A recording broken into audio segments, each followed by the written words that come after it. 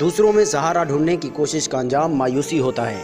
دنیا میں سب سے مہنگی چیز ہے بھروسہ، جسے بنانے میں عمریں بیت جاتی ہیں اور گنوانے میں چند سیکنڈ لگتی ہیں۔ جب اللہ کا کرم ہو جاتا ہے تو وسیلے بھی بن جاتے ہیں اور مانگنے کا طریقہ بھی آ جاتا ہے۔ دوسروں کے اچھا ہونے کا انتظار مت کرو، خود اچھا بن کر دکھاؤ۔ انسان زندگی میں سب کچھ حاصل کرنا چاہتا ہے، لیکن جو مل جاتا ہے وہ اس پر اتنا خوش نہیں رہتا جتنا جو نہیں ملتا اس پر دکھی رہتا ہے۔